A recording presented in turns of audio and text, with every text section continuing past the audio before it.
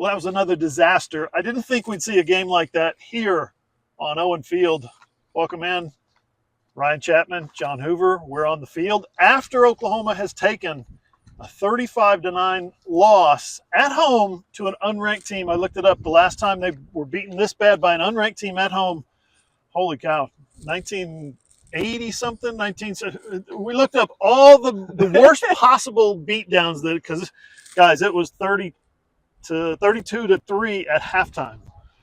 It was a disaster. The Sooners lose to South Carolina, a conference game, 1-3 now in SEC play. It's as bad as it gets. We left the Cotton Bowl a week ago, and I don't know how much of this seeped through to our coverage on video, the postgame pod, but a very common statement between us and Bryce was our expectations were low. Yeah. Holy cow, they managed to dive under them. And then this week it was a lot of, surely it can't get worse. There's no way it can't get worse. The monkey paw curls, it gets much worse. First play of the game, Michael Hawkins, interception streak, gone. Second drive of the game, John, Michael Hawkins gets absolutely mauled because Oklahoma's offensive line couldn't block a soul today. Scoop and score, 14-0. Third drive of the game, gets planted in the pocket, sails on him, a pick six, as there was not much chase down happening by Oklahoma's offense.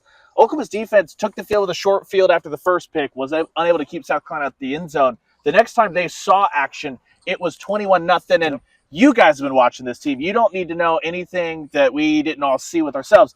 The game was over, and it was over basically 10 offensive plays into the game for Oklahoma. Yeah, Oklahoma ran 5 offensive plays, and the defense goes out there to try to get a stop on its fourth possession would that have been? Down 21-0. I have no idea how you're supposed to respond to stepping out onto the field with 5 minutes off the clock, and you're down 21-0. I asked Zach Alley. I asked Seth Luttrell. Matter of fact, I asked Brent Venables, how does your strategy change when 5 minutes into the game you've spotted them 3 touchdowns? 3 touchdowns. And the coaches, all to their credit, said, you just keep plugging away. You just keep working one play at a time, chipping away. When you're down a lot, you chip away. You can't eat an elephant all in one bite. You got to take one bite at a time. Nobody wants to hear that. People want to know how the heck they're going to get this thing fixed, Ryan. They can't. This team is going to likely miss a bowl game. You saw we are back into quarterback controversy central because what was the change that they went with? Jackson Arnold reinserted into the lineup. We'll get to Jackson Arnold. I thought he had a great, really introspective post game. No one wants to hear that when you've just lost 35-9. Totally get it. But I understand that was the message that the coaches have on the field, that you have to say that. That's what we're going to say post game. Fact of the matter is they've been trying stuff, right? The offensive line got healthy. Guess what? More rotation today. You saw that starting unit without Tarquin. They got used and abused. Tarquin had to come back into the game. Spencer Brown eventually entered the game in the first half at right tackle. Never thought you'd see that again. All the way down to John Finley, who every game he's coached at Oklahoma, he's been standing right behind Hoove on this sideline, the Oklahoma sideline. He was up in the press box today. Brent Venables would not indicate if there was anything different as far as who was actually calling the play. Seth Luttrell was the one we still talked to in the postgame, but Brent Venables said if there is a change in any duties, we'll be the first to know. That will be the first to know, but that'll get announced. John Finley up there, Brent Venables said, helping Seth Luttrell. Maybe they can see the field different. When you're talking about a guy that's been a former head coach in Seth Luttrell, that's been coaching football for a long time, and you need to have John Finley head up to the booth to maybe see things better, it's not getting fixed. You can't go out and sign a bunch of free agents on this offensive line. You can't go out and sign a bunch of free agents. Deion Burks warmed up today, but did not actually make it onto the field to play. The big change they can make going forward is moving back to Jackson Arnold. Otherwise, buckle up. I think everyone knows, again, we don't need to tell you this. This offense is dreadful, and they're going to continue to be dreadful. They can't block anybody. I get this might be the best defensive front that they'll see the rest of the year, but Shane Beamer said in his postgame, those 9 sacks, 9 points for Oklahoma, 9 sacks for South Carolina, that's how bad it was, are believed to be the most in school history allowed by the Sooners. That's not good. That's not where you want to be. Maybe I'm being fair, maybe I'm not. But in my immediate reaction story, I said Oklahoma was simply out of its league. They don't belong in the SEC. Not this team. The Sooners, the program, the stadium, the fans, sure. But this team does not belong in the SEC. They have been blown out now back-to-back weeks. They're 1-3 in conference play. They're 0-2 in conference play at home. Swallow that one for a second. 3 of the 4 games, they've been really out of the game at halftime. Yes. Out of the game at halftime. No one thought they were going to win the Tennessee game. Tennessee shut that down in the second half. That's a Tennessee team that's not as good as everyone thought, by the way. when they rolled into Norman. Texas, no contest. South Carolina, TKO, 3 possessions of the game. The only team they've beaten is an Auburn team that lost to a Missouri squad whose quarterback went and got an MRI and then came back to the game and led a fourth quarter victory.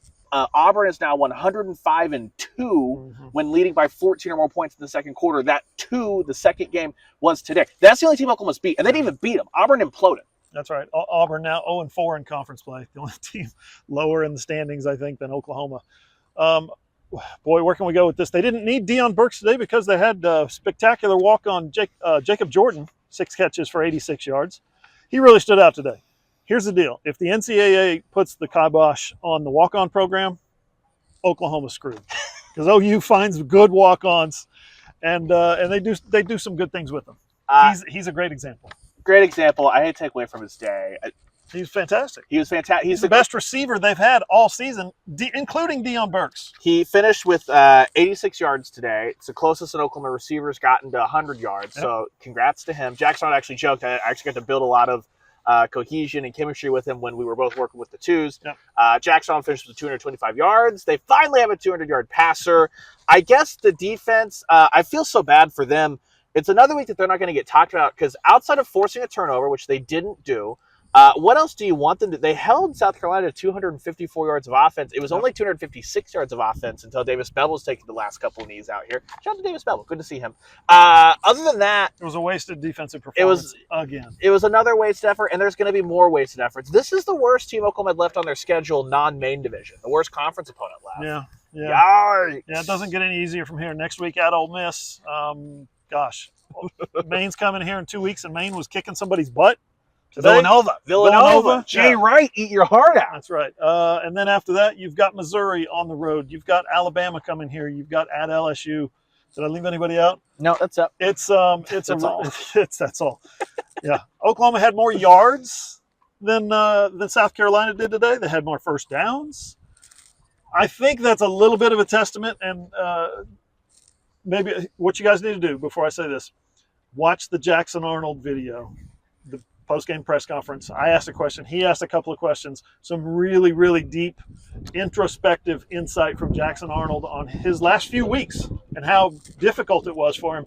But I think what you saw out of Oklahoma's offense today was a little bit of growth, a little bit of step, because the quarterback, the starting quarterback, the guy who won the job last December was back in the starting job. He's not out there running around wide-eyed like a true freshman. He kind of knew what was going on. He took some hits. He got knocked down a lot.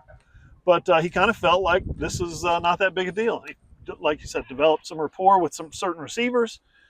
The offense started moving a little bit. They started putting up a couple of numbers. I know they got their doors blown off in the first quarter, but you saw a little bit of progress because Jackson Arnold was able to stay ready. Yeah, at the end of the game, Brent Venables declined to announce they're going to have a competition this week. That's the exact same thing he did after the Tennessee game. Remember, in the post game of Tennessee, he said they'd evaluate it during the week. Then he announced a starter on Monday. I don't know if Monday will come and we'll see a starter, but it needs to be Jackson Arnold. The thing that two things that Michael Hawkins Jr. had over Jackson Arnold in the quarterback competition was one, turnovers. Okay, well, in the last 2 weeks, you've seen a fumble against Texas, and then all 3 of those first quarter turnovers were all Michael Hawkins Jr. 2 of those were on the offensive line. I get it. Jackson's playing behind the same offensive line. All the things you said about Jackson. The other thing is the fast twitch speed. Guess what? They were getting cratered on the offensive line regardless. Jackson's not immobile. Michael Hawkins Jr. more mobile. Yep. But what Jackson was able to do is he was able to push the ball downfield. It didn't always end up in receptions. Bauer Sharp had some drops. There were some misses. There were times that there was so much pressure it didn't matter. But that's something Michael Hawkins Jr. has shown no ability to do at all, even with incompletions. Jackson Arnold saw that. And then after the game, he talked about it's been the most difficult couple of weeks of his life. He's leaned on his family. He's leaned on all that stuff. But the biggest thing I asked him was those first 4 games, because he had said that he played more free today, tried to have some fun as much as you can when you're getting your head kicked in. I asked him, you said play more free. Was the pressure weighing on you through those first 4 games? And Jackson answered. I didn't think he was going to answer it. He did. He's like, yes. Being the starter at Oklahoma. Unrealistic expectations. Everything. Yes. He said expectations, some of those unrealistic. Yep. Everything that lands on you, that he had to learn how to deal with that. And I'm really intrigued. Something we can't know. This offense has to find a way to play free as a group because they stink, and they're not going to get any better if they continue to make all these mental mistakes, stuff like that. I'm wondering if he can take that and try and inject some of that. Look, this is how I've been dealing with it. It's not going to be even a good unit, an average unit, anything like that. But they got to find a way to piece things together and give this defense a chance because this is now again, the Auburn game is the only time the defense has had a chance to make an impact. The rest of the time, it's just been over by the time the other team puts 10 points on the board. Yeah, all due respect to Michael Hawkins and the job that he's done in the 3.5 games that he's been doing it. But the best way for this offense to make progress is Jackson Arnold. And it's going to be interesting to see because he talked about the possibility of redshirting. He talked about the possibility of not playing the rest of the season. He called it taking worthless snaps, being a fill-in guy when, he can preserve a red shirt and transfer somewhere and get a whole additional year. He talked openly about that stuff. So check out that interview, John Hoover Media on YouTube or right here on the channel. Or the channel. John Hoover Media is the channel, right here on the website, Oklahoma Sooners on SI.com. Check that out. Boy, he is probably their best chance of moving forward with this offense.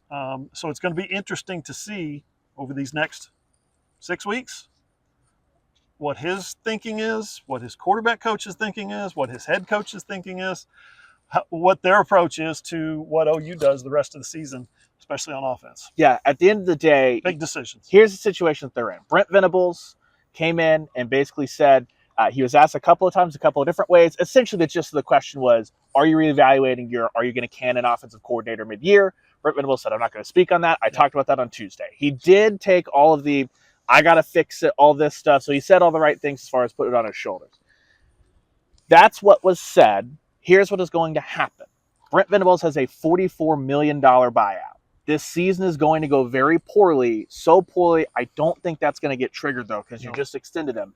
Just got the extension, that's right. Oklahoma will have a new offensive staff next year. If they don't, then I would be flabbergasted based off of how this has gone. In the next 5 games, you got to figure out if Oklahoma is bringing in a new OC plus an entire new staff, or if Oklahoma and a quarterback in the portal, or if Jackson Arnold is the guy and you're bringing in an OC, because Brent Venables is going to enter year 4 on the hot seat. It is what it is. This has the chance to get awful. Awful. You thought these 3 games were uncompetitive. Now you got teams that are ready to lap Oklahoma. Remember the 90s? I don't. You guys do. That's what happened. That is the determination Oklahoma has to make. Do they need to get a quarterback along with the new offensive staff or not? That decision is going to determine if Brent Venables is the head coach in 2026 or not. It's gonna chart the path of what the Brent Venables era is. Yeah. It is what it is. That's what's going to happen. My guess is this time, not this time, but in the offseason, in December, we're going to find out how many quarterbacks are in the portal. Quarterbacks live in the transfer portal. And somebody's going to leave. Somebody's going to come in. There's going to be a coach who says, this is my guy. I recruited him. Something like that is going to happen. There's going to be a connection that we're not seeing just yet, but Brent's going to keep his radar on for an offensive coordinator. It's a mess. 34-3 loss to Texas last week. 35-9 loss to South Carolina this week. Ole Miss is down the road. Ryan will be there. I'll be there in Oxford, Mississippi. Should be a fun road game for those who don't have to play a football game. But, I'm not looking forward to seeing the final score. Hey, maybe they can surprise us. Maybe they can surprise the fan base, who Brent Venables said, as well as Seth Luttrell said they feel bad for the fan base. Maybe they can surprise themselves next week when they go to Oxford, Mississippi. Tell you what, we'll wrap it up here on the field. 35-9 Sooners lose, fall to the heck's our record? 4-3 on the season overall. Oh 1-3 in SEC play. Not good. You got one more win for sure on the schedule, maybe in Maine, and other than that, you're looking at a bowl streak. Right. It's a long bowl streak, and at some point you're going to be rolling dice in Baton Rouge or in Columbia, Missouri, or here against Alabama. I would not think that that's a particularly enticing situation to try to have to beat one of those teams to get to a bowl. So you're right. Could be looking at the end of a bowl streak. Tell you what, keep it right here. Oklahoma Sooners on SI.com. Also, my YouTube channel, John Hoover Media. For all the videos, all the post-game reaction, player interviews, coach interviews, all that stuff. Plus, we'll be with the team again, players, coaches, all next week leading into the Ole Miss game. For Ryan, I'm John Hoover. See you guys.